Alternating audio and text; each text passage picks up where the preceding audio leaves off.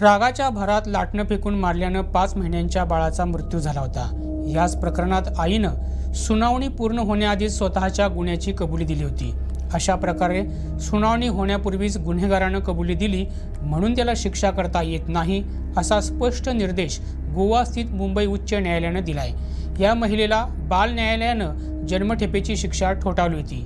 ती शिक्षा देखील उच्च न्यायालयानं रद्द केली आहे। आता पुन्हा नव्यानं सुनावणी घेऊन ती पूर्ण करून नंतरच निवाडा द्यावा असा आदेश उच्च न्यायालयानं बाल न्यायालयाला दिलाय।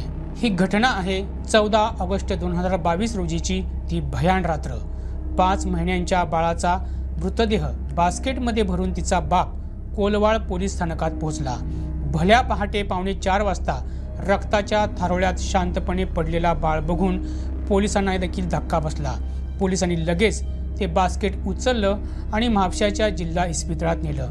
तिथं नेल्यानंतर डॉक्टरांनी ते बाळ आधीच मृत्युमुखी पडल्याचं स्पष्ट केलं। याच प्रकरणात शिरसईच्या कपेवाडा भागात राहणारा बाळाचा बाप सुदन गोंधळेकर आणि त्याची आई अरमिंदा डोरा फर्नांडिस यांना पोलिसांनी ताब्यात घेतलं। चौकशी दरम्यान दोघेही आपले जबाब बदलत होते।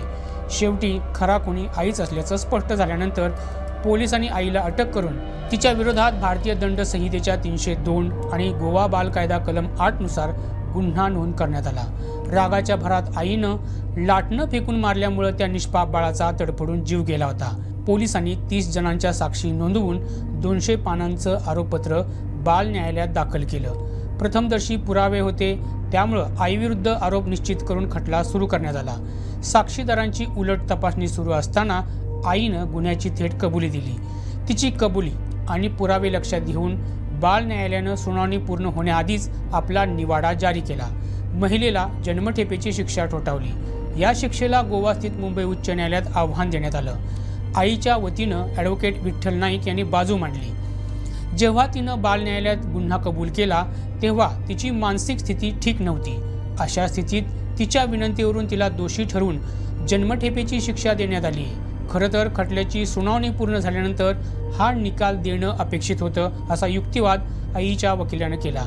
हा युक्तिवाद न्यायमूर्ती सारंग कोतवाल आणि न्यायमूर्ती आशिष चव्हाण यांच्या द्विसदस्यीय खंडपीठानं ग्राह्य धरून बाल न्यायालयाचा निकाल रद्द केला। आता पुन्हा नव्यानं सुनावणी घेऊन ती पूर्ण झाल्यानंतर निवाडा द्यावा असे आदेश जारी करण्यात आले।